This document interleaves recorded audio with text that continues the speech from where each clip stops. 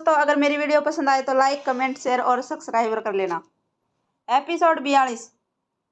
वर्षिनी और चार्ली जब जमीन पर अपनी नजर करते हैं तो देखते हैं कि रेत के ऊपर एक अजीब सी कलाकृति बनी हुई थी, जो कि खून से बनाई गई थी।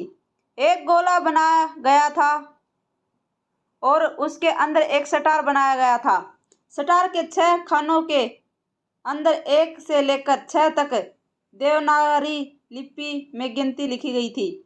स्टार के बीचों बीच एक दीपक रखा हुआ था, जो कि पूरी तरह काला पड़ गया था और बुझा हुआ था। गोले को बाहर से कमल के फूलों से सजाया गया था, पर वहां पर सिर्फ कमल के फूल थे, उसकी कलम नहीं। वो पूरी कमल के फूल जले हुए थे और उसके ऊपर भी खून के छींटे गिरे हुए थे। उस पूरी कलाकृति को देखकर ऐसा लग रहा था जैसे हाथों से बनाया गया था। गोले के स्टार को रेत के अंदर धंसाकर बनाया गया था, जिसको देखकर ऐसा लग रहा था कि जब वहां पर ताजा ताजा रक्त डाला होगा तो इन पर पतली नाली में बह रहा होगा। तभी वो अब सूख चुका था। चार्ली उस अजीब सी आकृति को देखते हुए कहता है, अब ये क्या नई चीज है मैडम जी, मैंने आज तक इतनी अजीब कलाकृति पहले कभी नहीं देखी।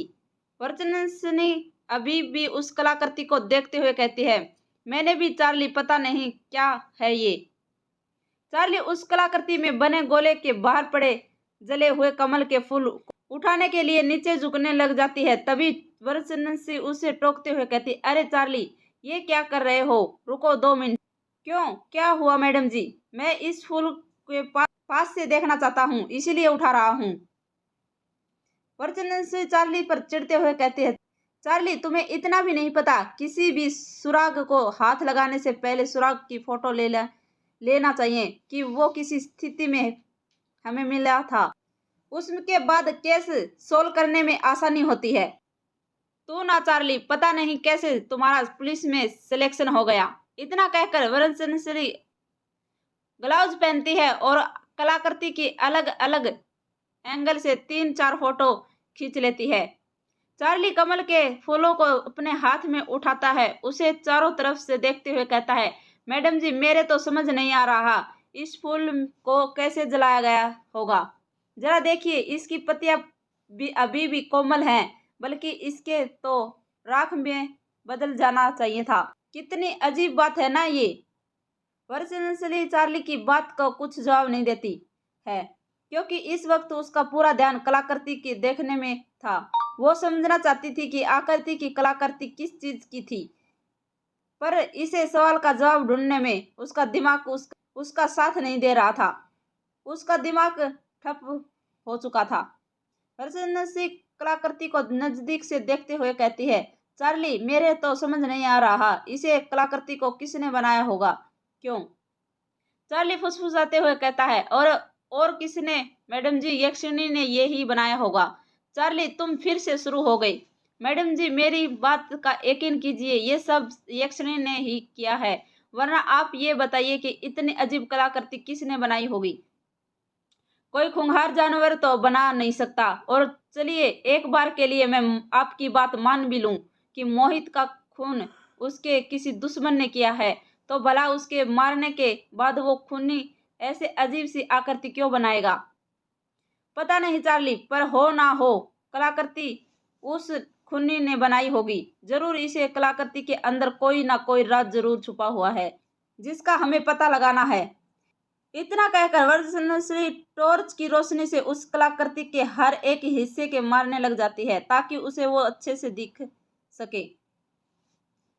वर्षिनी रेत में लगे सूखे खून को एक छोटी सी सफेद बोतल में रख लेती है और वो बोतल चार्ली को दे देती है। कहती है, इसे पकड़ो चार्ली, खून फोरेंसिक लैब में भेजना है। ओके मैडम जी।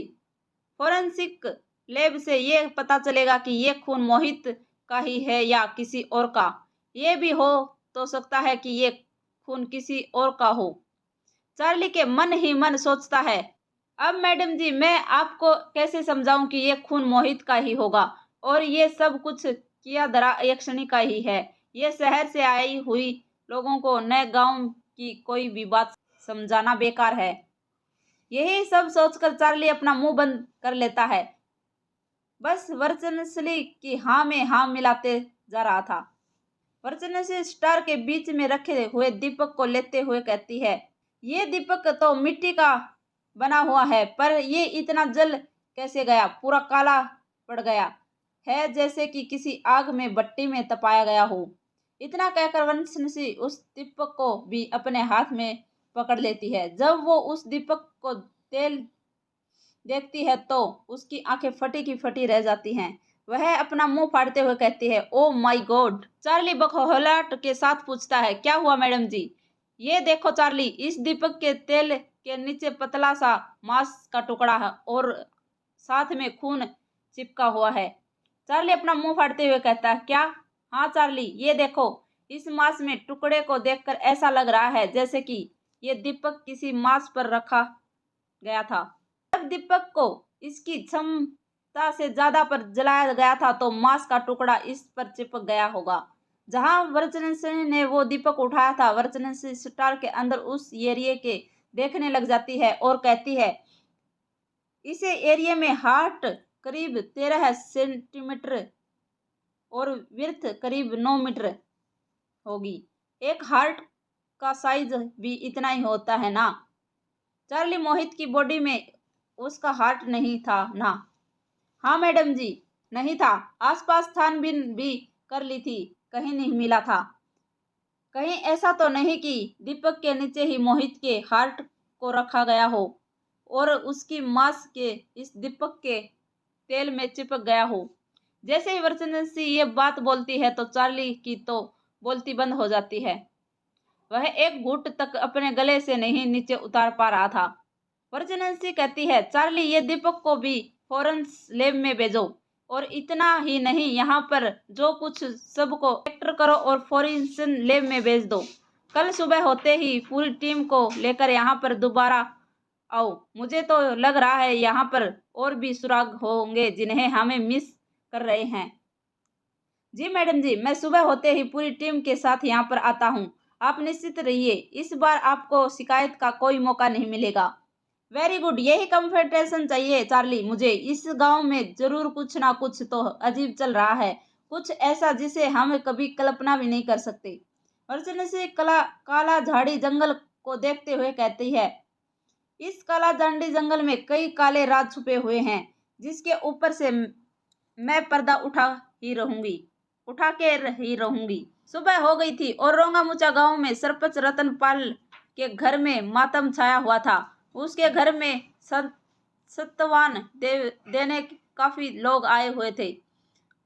फर्श पर ही मोहित की एक छोटी सी फोटो लगी हुई थी, जिस पर सफेद फूलों की माला चढ़ाई गई थी।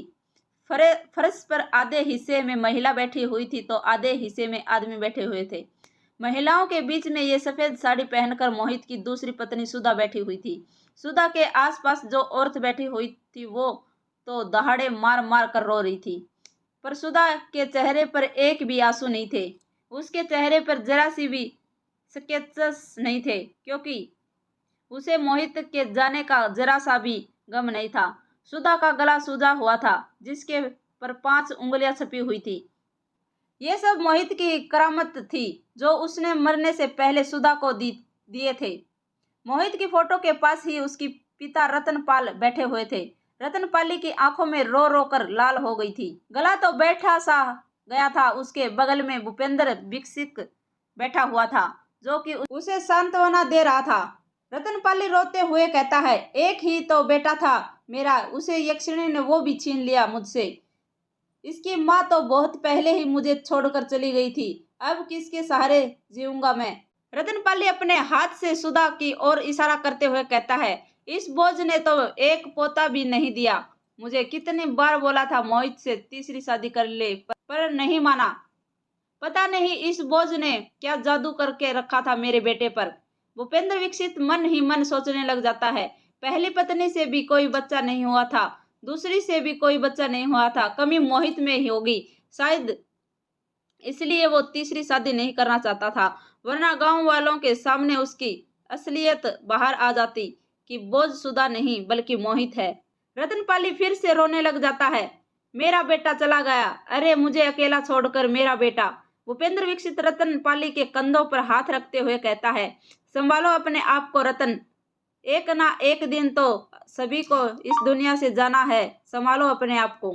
कैसे संभालू भूपेंद्र, मेरा बेटा मेरा मोहित चला गया मुझे छोड़कर। मैं तुम्हारा दर्द समझ सकता हूँ रतन, आखिर मोहित को बचपन में मैंने भी तो अपनी गोद में खिलाया है, मेरे भी बेटे की तरह ही था वो। भूपेंद्र रतनपाल का सतावना दे ही रहा था कि तभी वहां पर बैठे लोगों की हलचल मचनी शुरू हो जाती है। जैसे ही संकेत हो कि कोई आ रहा है, कुछ ही देर में सभी लोग अपनी जगह पर से खड़े हो जाते हैं। एक रास्ता बनाते हैं जिसके बीच में से दलीप चलते हुए आ रहा था। दलीप के पीछे पीछे सुदेश आ रहा था। दलीप मोहित की फोटो के पास जाकर बैठता है, उसे एक माला चढ़ाता है और हाथ जोड़कर वहीं पर रतनपाली के पास बैठ जाता है। सुदेश भी वहीं पर बैठ जाता है। रतनपाली रोते हुए कहता है, ये क्या हो गया दलीप जी, मेरे बेटे को, मेरा बेटा मुझे छोड़कर चला गया, मेरा बेटा। दलीप रतनपाली के कंधों पर हाथ रखते हुए कहता है, रो मत रतन, संभालो अपने आप को, इस दुख की घड़ी में मैं तुम्हारे साथ हूँ। अब मैं किसके सहारे जीऊंगा, हाय मेरा बेटा चला गया रे, चला गया, कोई तो मेरे बेटे को वापस ला दो। हे भगवान, क्यों छीन लिया तूने मेरा बेटा, मेरी जान भी छीन ले, संभालो रतन अपने आप को। ऐसा नहीं बोला करते, किसी के जाने की जिंदगी खत्म नहीं होती, जिंदगी में सुख दुख आते रहते हैं, हमें हमेशा सहम से काम लेना चाहिए। भूपेंद्र दलीप और रतन की सारी बातें सुन रहा था। वो हमेशा से ही दलीप को नीचा दिखाना चाहता था। वो मन ही मन सोचने लग जाता है कि यह सही मौका है दलीप को बेइज्जत करना, बड़ा धनवान बनता है ना ये, अब बताता हूँ इसे मैं। भूपेंद्र रोने का नाटक करने हुए कहता है, अरे चले गया रे, मेरा भतीजा चला गया, कल तक मुझे चाचा चाचा बोला करते फिरते रहता था, चला गया रे। भूपेंद्र दलीप की तरफ उंगली करते हुए कहता है, ये सब आपकी वजह से हुआ है दलीप जी। दलीप अपनी तरफ उंगली करते हुए कहता है, क्या कहा मेरी वजह से, तुम होश में तो हो, क्या बोल रहे हो। भूपेंद्र अपनी बात पर कायम रहते हुए कहता है, हाँ मैं अपने पूरे होश में हूँ, आपने कहा था ना गिरवी कोठी को बंद करवा दिया जाएगा, पर क्या हुआ, आपके उस युग ने कोठी बंद नहीं की, बल्कि जहां पर यक्षिणी कैद थी उस कमरे का दरवाजा भी खोल दिया। अब यक्षिणी आजाद हो गई है, उसने फिर से शिकार करने शुरू कर दिए हैं। दलीप भूपेंद्र वीक्षित की बात का कुछ जवाब नहीं दे पाता, पहली बार वो शर्मिंदा था। भूपेंद्र अपनी बात को आगे जारी रखते हुए कहता है, आप एक कोठी को बंद नहीं करवा पाए, क्या यही फिक्र है आपको सारे गांव की। आज रतन जी का बेटा मरा है, कल किसी और का, फिर किसी और का, ऐसे ही एक एक करके गांव वापस से शमशान बन जाएगा। भूपेंद्र वहां पर बैठे लोगों उकसाने लग जाता है और कहता है, क्यों गांव वालों में ठीक कह रहा हूं ना, मैं गलत तो नहीं, अब सब की जान खतरे में है ना। वहीं पर बैठा भूपेंद्र का आदमी कहता है, हाँ हाँ सरपंच जी, आप ठीक कह रहे हैं। दूसरा आदमी कहता है, यक्षिणी को आजाद करने युग ने ठीक नहीं किया, उसने सारे गांव की जान को खतरे में डाल दी। वहां पर बैठे लोगों में हड़कंप मच जाता है और भीड़ कहती है, हाँ हाँ युग ने ठीक नहीं किया, सरपंच जी ठीक कह रहे हैं, सारी गलती आपके परिवार की ही है। दलीप को अपने वर्चस्व पर घातक लगता है, क्योंकि पहली बार गांव वाले ने उसे ऊंची आवाज में बात कर रहे थे। दलीप गुस्से से कहता है, चुप हो जाइए आप सब, मैं आपसे वादा करता हूँ अगली मावस आने से पहले तक उस यक्षिणी को वापस से कैद कर लिया जाएगा, और फिर कैदी ही नहीं, उसे ऐसी दुनिया में भेजा दिया जाएगा कि वो दोबारा कभी यहाँ पर नहीं आ सकेगी। भूपेंद्र कहता है, पर कैसे दलीप जी, उस यक्षिणी को कैसे कैद करेंगे आप दोबारा, पता है ना उन्होंने 3 गुरुजनों ने अपनी जान को कुर्बानी दी थी उस यक्षिणी को वहां पर कैद करने के लिए। दलीप गुस्से में भूपेंद्र से घूरते हुए कहता है, पता है मुझे, भूल मत, उन 3 धर्म गुरुओं को मैं ही लेकर आया था गांव में रक्षा के लिए, तो इस बार भी मैं ही कुछ ना कुछ उपाय ढूंढ ही लूंगा उस यक्षिणी को कैद करने का। पर कब तक दलीप जी? कहीं ऐसा ना हो आने वाली माउस को यक्षिणी किसी को अपना दूसरा शिकार बना दे और आप यूं ही हाथ पर हाथ रखकर बैठे रहें। इस बार गुस्से से दलीप की आंखें लाल हो गई थी। वो तेजस्वी आंखें से भूपेंद्र को दिखाते हुए कहता है, मैंने कहा ना, आने वाली माउस से पहले उस यक्षिणी को कैद कर लिया जाएगा। पर कैसे? उसकी चिंता तुम मत करो, वो सब मुझ पर छोड़ दे। तू जनानियों की तरह आंसू बहा, समझा? इतना कहकर दलीप अपनी जगह पर से उठ जाता है। दलीप के साथ ही सुदेश भी उठ जाता है और वो दोनों वहां से चले जाते हैं। इस तरफ गिरवी कोठी में युग और अभिमन्यु हॉल के अंदर बैठे हुए थे। युग ने अभिमन्यु को सारी बात बता दी थी कि कल रात उसके साथ क्या क्या हुआ था। सारी बात सुनने के बाद अभिमन्यु युग से कहता है, अच्छा हुआ जल्दी से ये सही वक्त पर निकल गया, वरना तेरी बातों से तो ऐसा लग रहा है जैसे वर्चनसी तुझे हवालात के अंदर ही कर देगी। हाँ यार, तू नहीं जानता, ये पुलिस वाले ना बेवजह लोगों को परेशान करते हैं पैसा खाने के लिए। तुझे पता है ये जो चार्ली है ना, मैंने तो कई बार इसे रिश्वत लेते हुए देखा है। और ऐसी वैसी जगह नहीं, दारू के ठेके पर ही जब देखो वहां पर बैठा रहता है। ये क्या बात कर रहा है यार? हाँ यार, सच में। क्या ये वर्चनसी भी रिश्वत लेती है? उसका पता नहीं यार, वो नई नई आई है ना ड्यूटी पर शहर से। वैसे देखने में तो ईमानदार लगती है। पर तू ये सब छोड़ और ये बता, पुलिसर के नंबर निकाले या नहीं निकाले जिसके पास तेरे पापा की बुक पुलिस होती थी? हाँ यार, निकालना। टोटल 5 पुलिसर थे जिसके पास से पापा की बुक पुलिस होती थी। 4 नंबर कॉल भी करके देख लिए। अभिमन्यु साइडेड होते हुए कहता है, फिर क्या कहा उसने? युग उदास के साथ कहता है, यार उनका कहना है कि पापा ने यक्षिणी के ऊपर कोई सी कहानी नहीं लिखी थी कि इसके बारे में उन्हें कोई अंदाजा ही नहीं है, ना ही ये पता कि ये पापा ऐसी कौन सी कहानी लिख भी रहे थे या नहीं। अभिमन्यु भी उदासी के साथ कहता है, अरे यार, फिर अब 2 मिनट तूने कहा था कि तूने 5 पुलिसर के नंबर निकाले हैं और 4 पर बात कर रही है, फिर वो एक पुलिसर को कॉल करना। यार जब उसे को तो फोन कर ही रहा हूँ पर उसका नंबर नहीं लग रहा है, बंद बता रहा है। क्या कहा? बंद बता रहा है? अरे वो से कौन सा पुलिसर हाउस है? फ्लाई ड्रीम पुलिसर हाउस कहाँ का है? यह है गुवाहाटी का। अरे तो ये गुवाहाटी तो यहाँ से पास में ही है, तो बैठ, क्या चल देख कर आते हैं, शायद वहां पर चलकर कुछ बात बन जाए। मेरा मन कहता है हो ना हो तेरे पापा की किताब इन्हीं के पास होगी। हाँ वो तो ठीक है, पर अभिमन्यु हैरानी के साथ पूछता है, पर क्या? धन्यवाद दोस्तों, अगर मेरी वीडियो पसंद आए तो लाइक कमेंट शेयर और सब्सक्राइब कर लेना।